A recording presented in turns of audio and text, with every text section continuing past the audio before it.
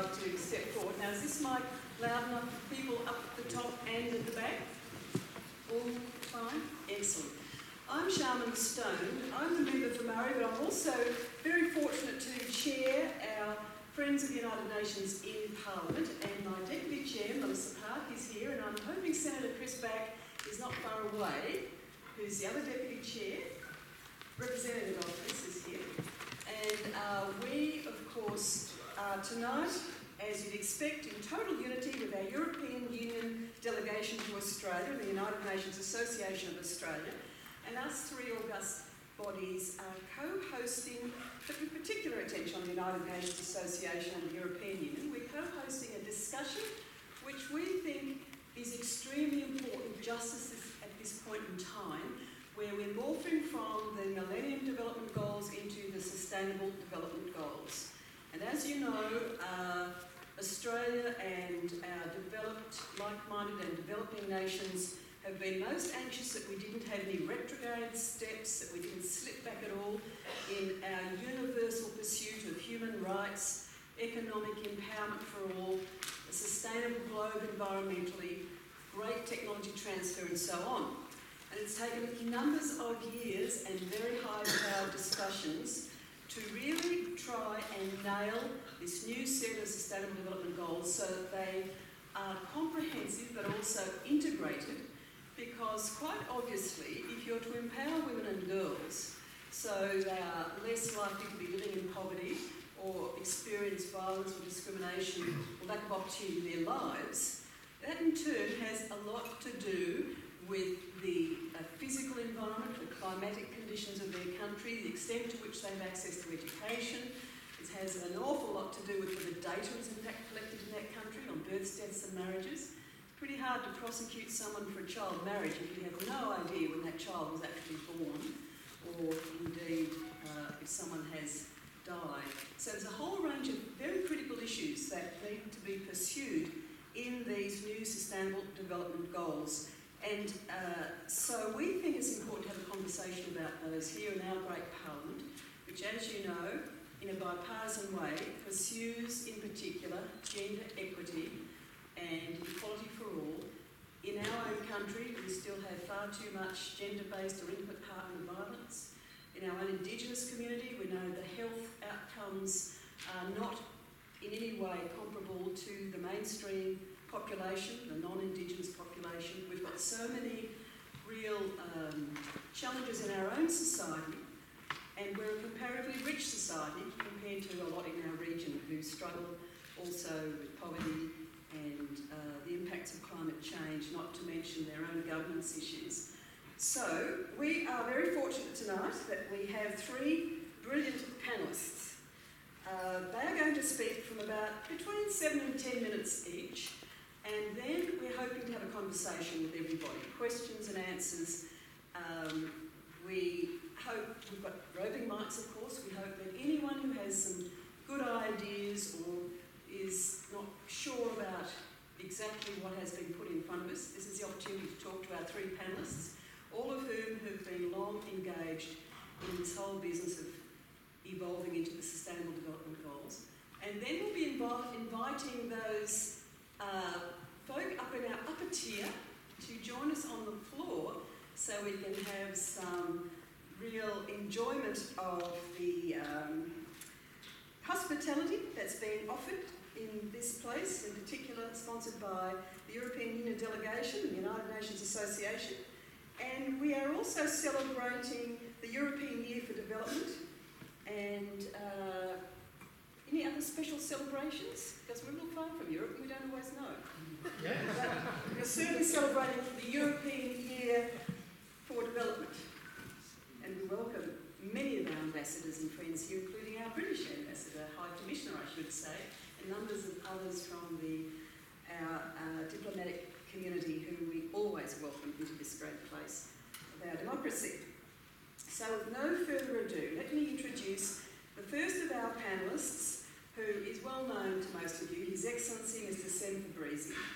He's Ambassador and Head of the Delegation of the European Union to Australia and New Zealand, and I think that must be a gig from heaven to have such a sinecure. New Zealand and Australia. He has been with us since September 2013. He's an Italian by birth, a career diplomat. He's served as advisor for external relations to the President of the European Council in Brussels. He's been responsible for Asia and the MENA regions and global architecture G8, G20. And prior to that was diplomatic advisor for EU and Asian affairs from 2008-9 and for Asian and African affairs 2006 to 2008.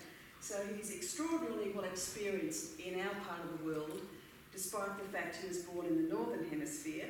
I must say I need to corner him sometime and talk about the common agricultural policy agenda of Europe. Nobody's perfect. No, in particular, as I struggle with Italian tomatoes in my electorate, which produces magnificent Australian canned tomatoes, but we'll move on.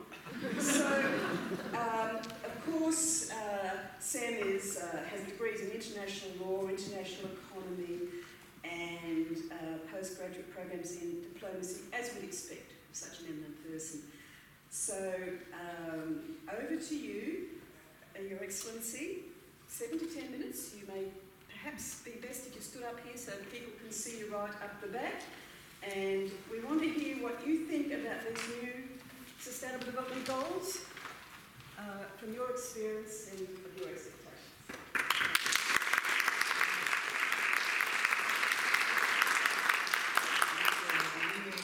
All of you, ladies and gentlemen, let me thank Dr. Stone, the United Nations Parliamentary Group, for hosting us. Very nice room, and in front of such a distinguished and also some young audience. And we are very happy to be able to set up this event tonight together with my press information team, and I'm really thankful for the effort. I thank Dr. Stone. You have a long-standing commitment in social and women issues. I realize also you spent 2 months working in the UN General Assembly, so no better hands to run this event tonight. Also thank you Jonathan Curtis from UN Association of Australia for partnering with us, and DFAD, the Deputy Secretary Ewen McDonald, and the High Commission of Pakistan, Naela Chohan, for accepting our invitation for here tonight. But at least from a gender point of view, we have a balance. That's a good start. So let me also start acknowledging the good work that EU Australia are carrying out together on development policy, both in international fora, in bilateral fora. We are working together in Fiji, in South Sudan, and we are joining forces in Laos. And last June, the Deputy Secretary was in Brussels for the first EU-Australian Dialogue on Development and Humanitarian Aid, which was launched early this year when Foreign Minister Bishop visited Brussels. So we are very pleased to have such a good cooperation with Australia. So dear colleagues of diplomatic community, members of the Parliament, representative of NGOs, friends, distinguished guests. So for 2015 is an important year in our struggle against poverty and in striving for sustainable development. We have the confluence of 3 UN conferences on financing for development in Addis Ababa in last July. We have the UN Summit on Post-2015 Development Agenda at the end of September in New York. And we have the Climate Change Conference in Paris on November this year. So this conference is a rare opportunity, and that is why European Union and its member states who are very, very committed in the process of development decided to designate 2015 as the European Year of Development. We have a motto which says, our world, our dignity, our future. So the gathering today, which is August the 10th, I think is timely and well placed in this process that is taking place. As I said, in Addis Ababa, exactly on July 14, there has been adopted an action agenda for the post-2015. On August the 2nd, at the end of 3-year process starting in 2012, the UN has informally adopted what is called the Transforming Our World, the 2030 Agenda for Sustainable Development. We hope that this draft will be formally adopted in UN next month. So if it is a global, a wider picture, we think that in this wider picture, gender equality, women's and girls' empowerment is an important objective per se, but it's also a precondition for sustainable development. The Millennium Development Goal, which were mentioned by Dr. Stone, the MDGs number 3, talk about promoting the gender equality. The new Sustainable Development Goal, the number 5, talks about achieving it. So I think we are working on in a long-term commitment with a different ambition. Why gender equality is important? Because sustainable development and poverty alleviation will be possible if gender equality is eliminated and women and girls are empowered. We expect, or we hope, that every girl born in the world today should be given the same educational and employment opportunities afforded to a baby boy. But gender equality is not just about human right, fundamental human right. Gender equality is an economic asset, is an economic importance. If we believe that if half of the human population is prevented from realizing its potential, this is not only unfair, but it also prevents us to tap the whole potential of our economy. Gender equality is also about political representation and participation. Gender equality is also about addressing violence and discrimination against women, including domestic violence and sexual violence in conflicts and post-conflict situations. So for us in the EU, gender equality is a principle of the European integration, is a principle enshrined in the European Union Charter of Fundamental Rights. And we are working both at home and abroad to make this principle effective. In the EU, we are trying to mainstream gender equality in many of our policies. We made significant progress. Some member states are ahead of others, but we made certainly quite a number of progress. But certainly there's no complacency. We want to do more. We would like to have a bigger representation of women in the European Parliament. For the time being, it's only 36%. Another statistic is the women in the European Union still earn 16% less per hour than men. Three quarters of all men are employed, while only slightly over 60% of women are.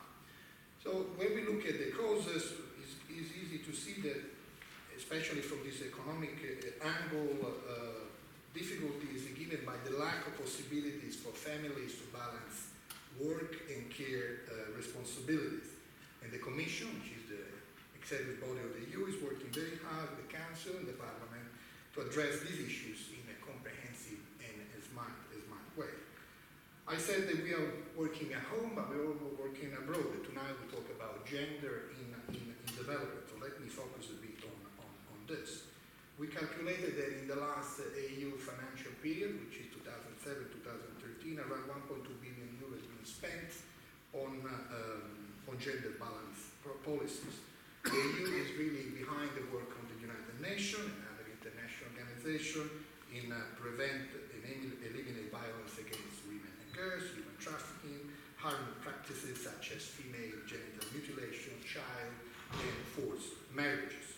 And we are also mainstreaming gender equality in our foreign policy and implementing the United Nations Security Resolution 1325, which in 2000 reaffirmed the important role of women in the prevention and resolution of conflicts, peace negotiation, peacekeeping, etc.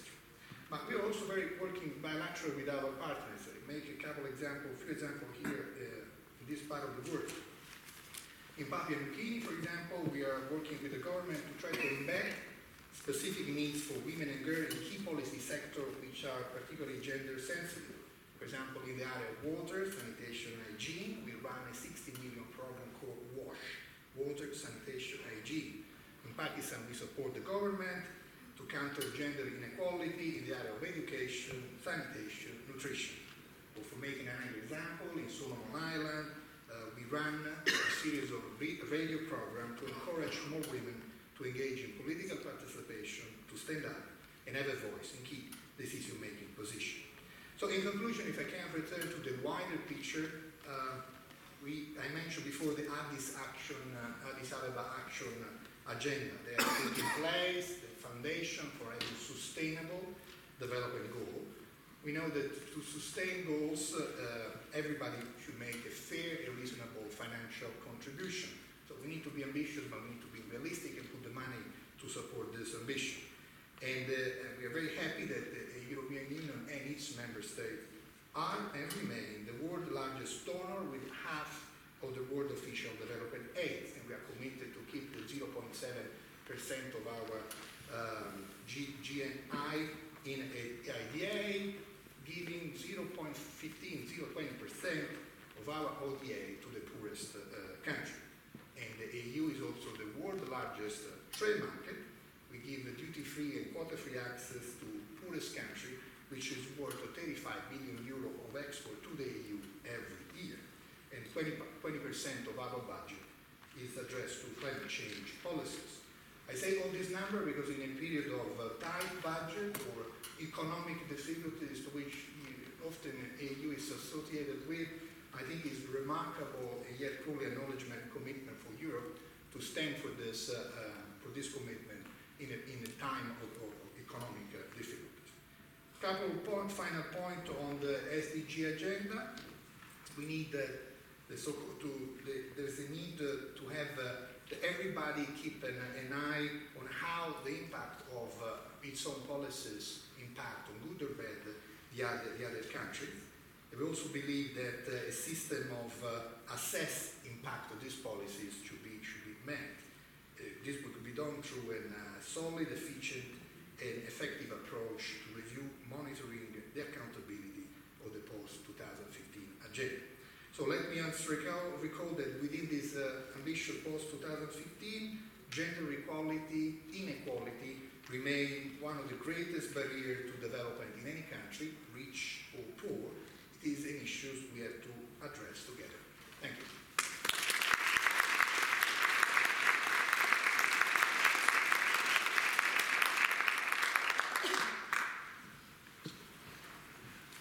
Thank you very much, Ambassador, and we'll save our questions till after we've heard from our three speakers, so hold that thought. Because now we're hearing from High Commissioner of Pakistan, Her Excellency Naela Chohan. Her Excellency took up her post in Australia in September 2014, so she's almost an anniversary year since she's been in Australia.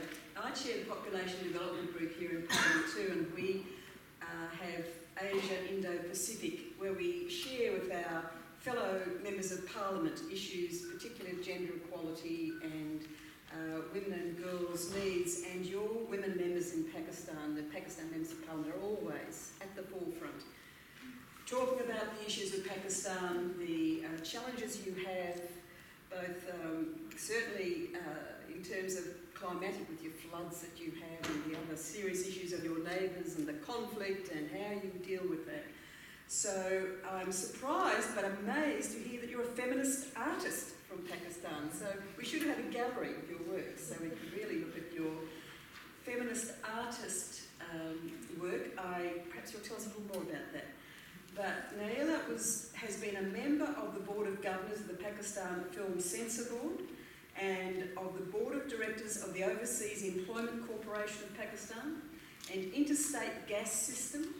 And Naela is also committed to the prohibition of global chemical weapons, and being from the part of the world where you are, I can understand that anything to do with conflict would be central to your life work. She's also the first civilian and woman to head the National Authority on the implementation of the Convention on the Prohibition of Chemical Weapons in Pakistan, which must be an extraordinarily challenging job for anyone, much less to be the first woman in a very patriarchal nation. Until the end of 2013, Naela was serving as the Ambassador of Pakistan to Argentina, Uruguay, Peru and Ecuador. She's been a vocal proponent of stronger ties between Pakistan and Latin America, and at present she is Additional Secretary, Ministry of Foreign Affairs, Islamabad, and I think that must have been written before you arrived in Australia, because I can't imagine you could still be Additional Secretary in Islamabad and do the job that you're doing in Australia. So we welcome Her Excellency, and I think we always must pay attention to women in politics, because you've got to be 5 times as good to get there as the men. Say aye, undiplomatically. And also coming from a country that has very particular opinions about the role of women and girls. So we welcome you most sincerely, Madam.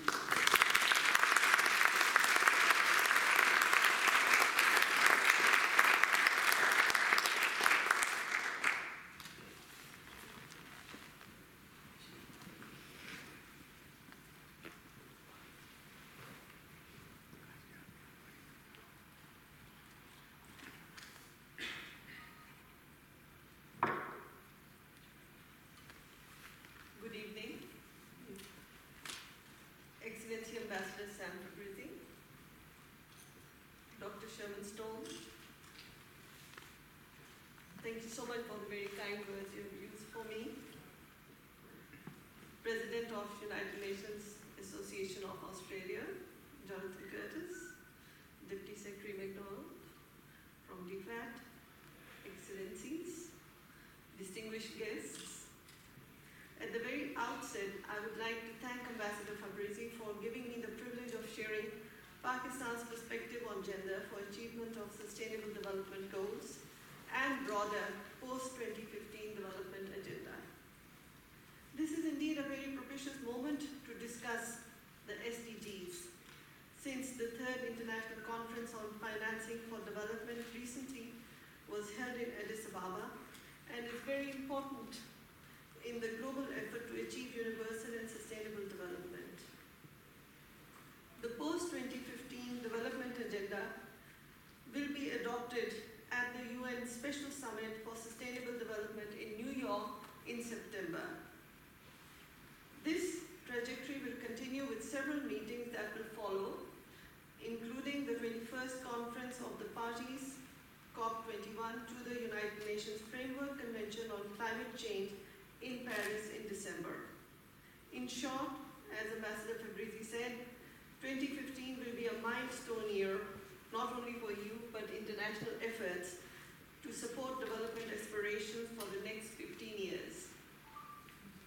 Gender equality is not only an end in itself, but is an essential means towards achieving sustainable and inclusive growth and development.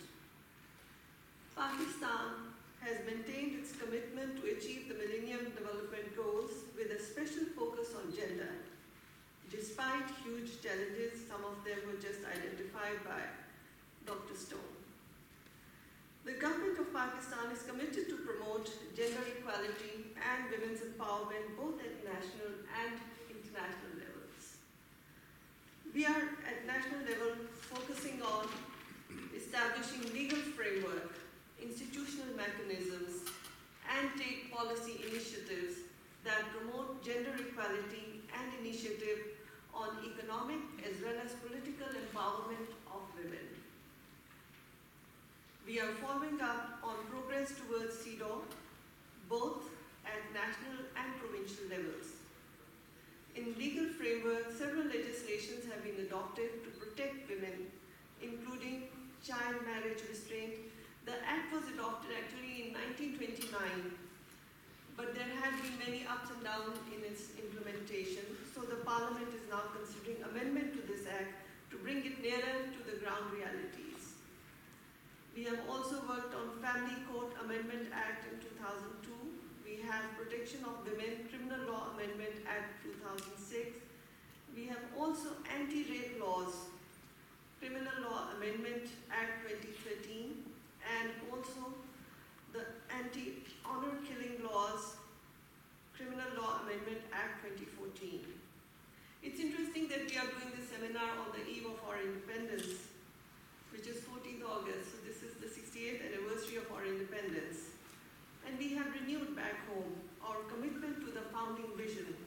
The founding father of Pakistan, Qaid-e-Azam Muhammad Ali Jinnah, had cautioned that no nation can rise to the height of glory unless your women are side by side with him. After more than 6 decades of ups and downs, we have adopted Vision 2025, in which there is a focus on gender equality and empowerment of women. Vision 2025 addresses both the current challenges and ensuring that Pakistan succeeds in achieving the proposed Sustainable Development Goals of zero poverty and hunger, universal access to health services, education, modern energy services, clean water and sanitation with full participation of women, to bring Pakistan in the league of upper middle income countries by 2025. Our ultimate aspiration is to see Pakistan among the 10 largest economies of the world by 2047. That would be 1 century of our independence. The decade-long struggle against terrorism and extremism continues to impose immense social, economic, and human costs. These challenges are compounded by a number of adverse exogenous developments, especially the looming threat of climate change, aftermath of global economic, financial, and energy crisis, unabated fragility of the global financial system, and the continued stagnation in developed country import demand as well as aid flows. Nevertheless, recent developments, both internal and external, provide us good reason for optimism. Transformational impact of the deepening of democratic culture and institutions in the country is very encouraging. Growing and engaged civil society has given greater voice to citizens in shaping the future direction of the country. The democratically elected government has taken immediate steps which include measures to reduce non-productive expenditure and raise revenues, managerial changes to stop the hemorrhaging in public sector enterprises, energy policy has been adopted, resolution of the circular debt issue, rationalization of subsidies, and introduction of incentives for the private sector helped in stabilizing the macroeconomic environment, foreign exchange reserves, robustness in the stock market, and we have also adopted the national security policy to tackle with security as well as law and order situation across the country.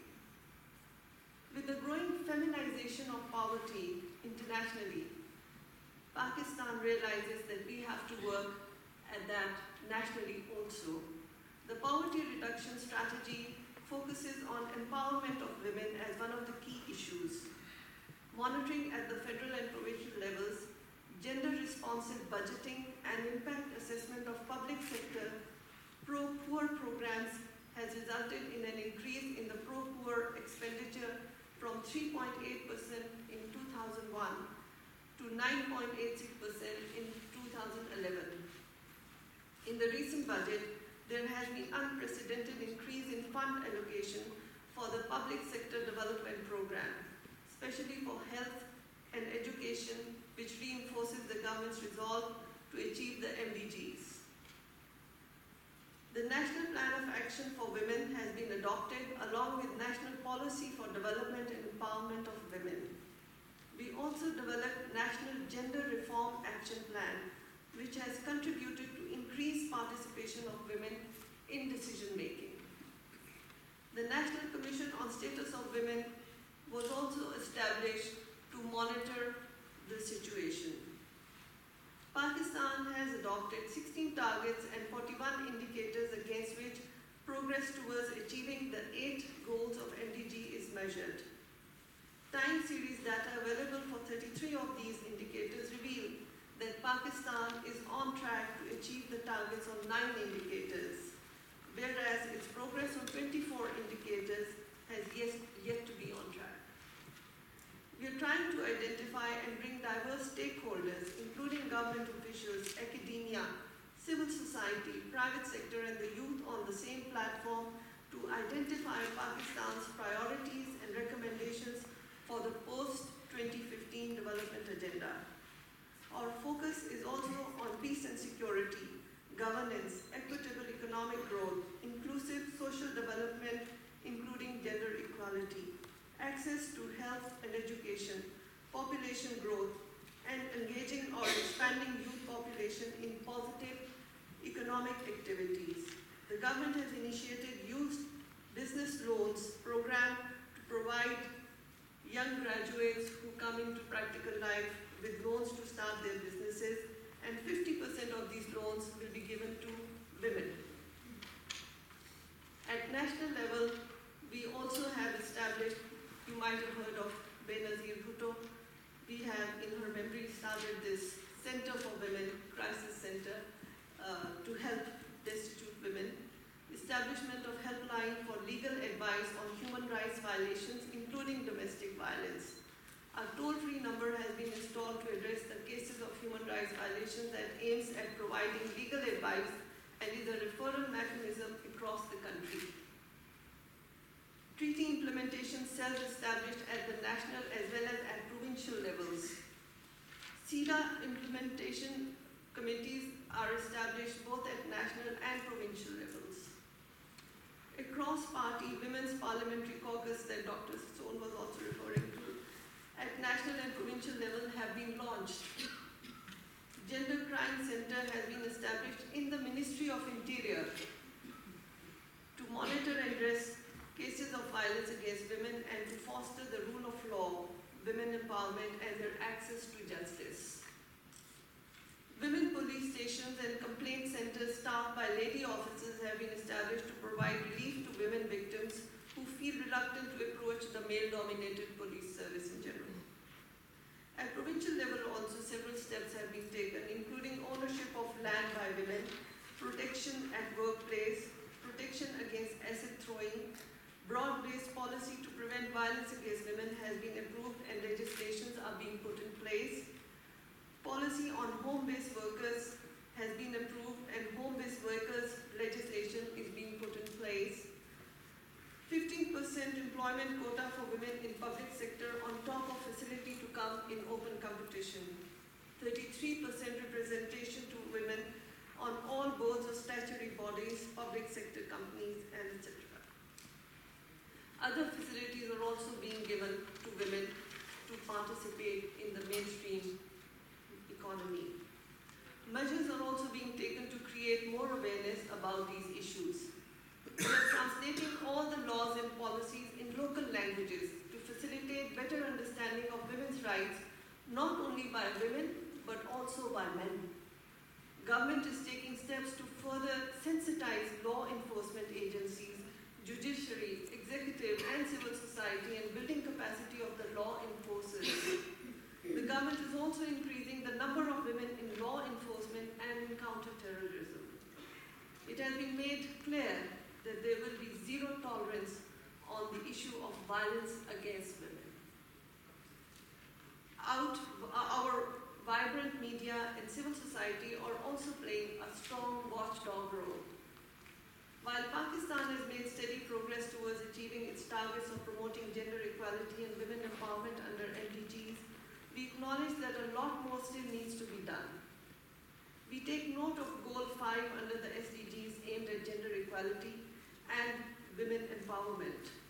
It reaffirms our collective vision that sustainable development is an inclusive and holistic approach and cannot be achieved without participation of women and girls.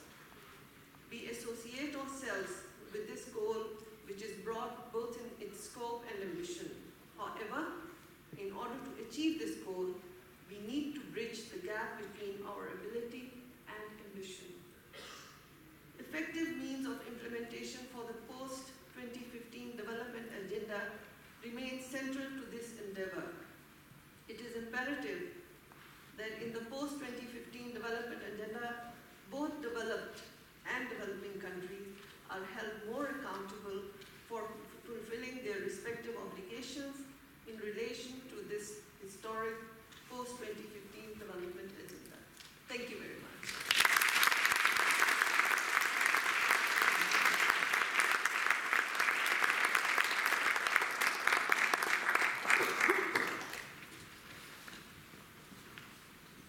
Fantastic. Now, last but not least, is Mr.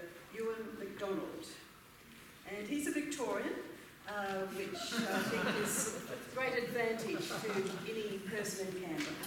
He joined DFAT as Department of Foreign Affairs and Trade, of course, as the Deputy Secretary in November 2013, and that was a time of great change where, as you recall, we had an AusAid and the old DFAT merge into the new organisation or agency. And so Ewen, I'm sure you would have been chosen as a change agent, as someone who could understand the cultures of those two parts of the organisation.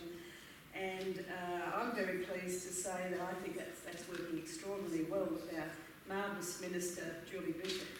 We've got, of course, 80% of all of our Australian aid now required to have the rule of gender promotion, equity, raising the prospects for women and girls embedded in whatever that aid project is throughout our region, and I think that's a marvellous thing.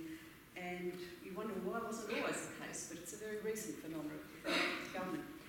And Mr. McDonald commenced his career in the Victorian Public Service in 1978, as I did, in the Victorian Public Service in particular.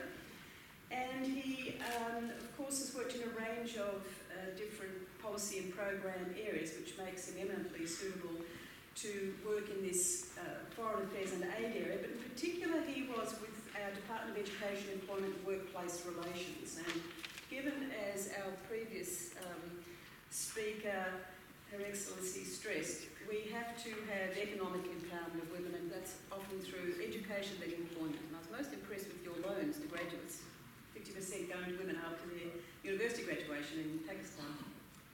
I was possibly your minister when you were working, was I?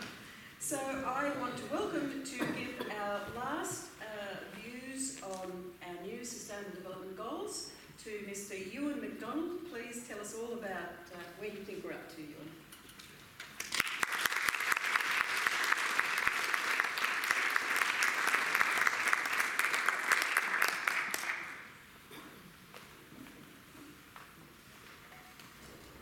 Good afternoon, it's late, isn't it? Good evening, everyone.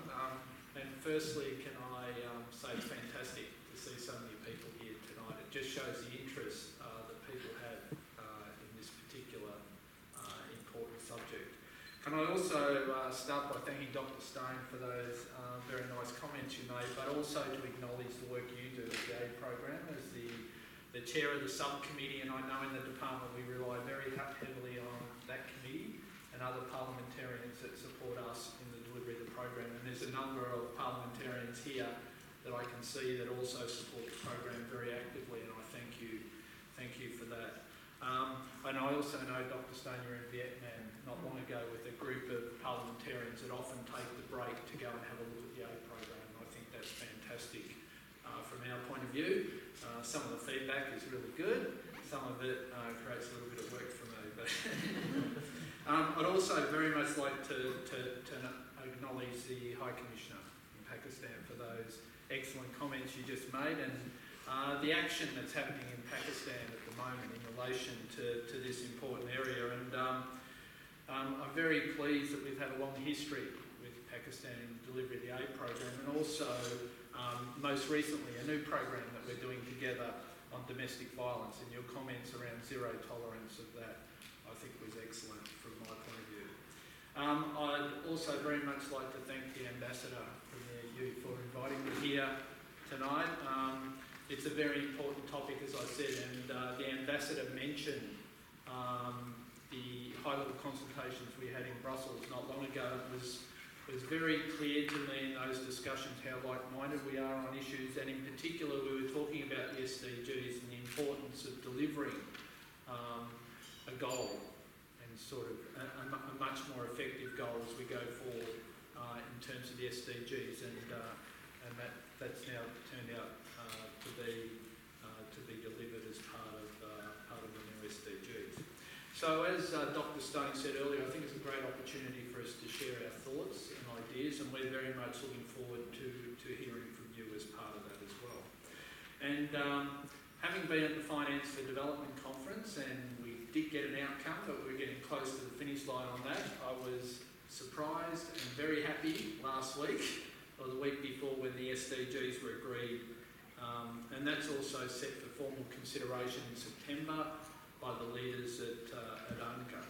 But when you think about bringing together 193 countries to agree a compelling new agenda by consensus, it's not an easy task. And I would like to acknowledge Kushla Munro, who's here, who was our chief negotiator in that process, and I really want to thank the team in DFAT as well as the many stakeholders that contributed to our position.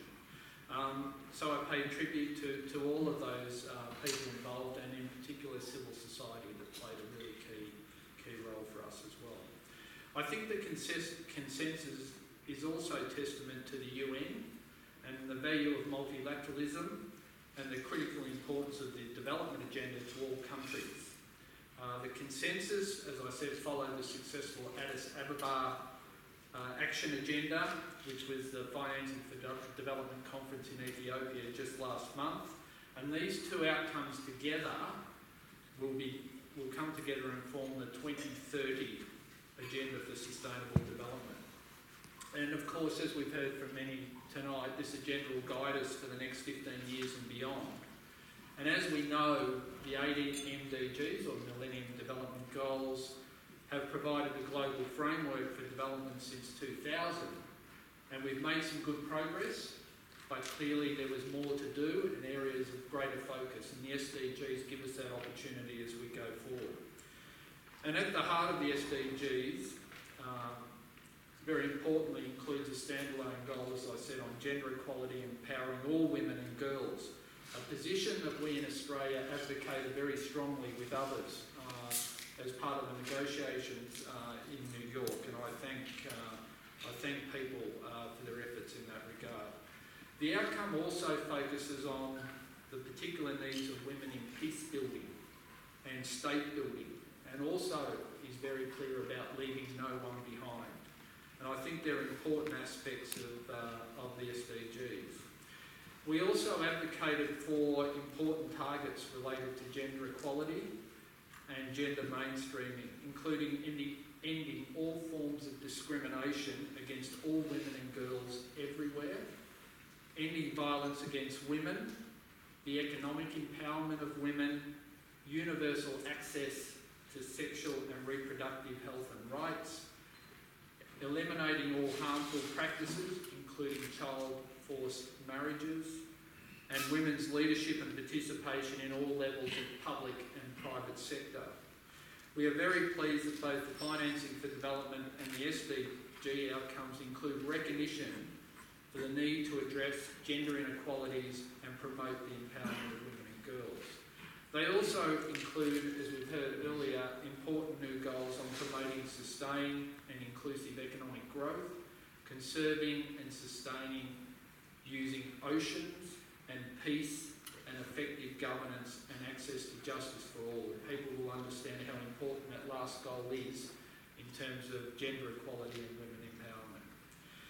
Interestingly, Goldman Sachs estimates that closing the employment gender gap in countries like Indonesia, the Philippines and Vietnam could push per capita incomes 20% higher than the current projections for 2030, so 20% higher.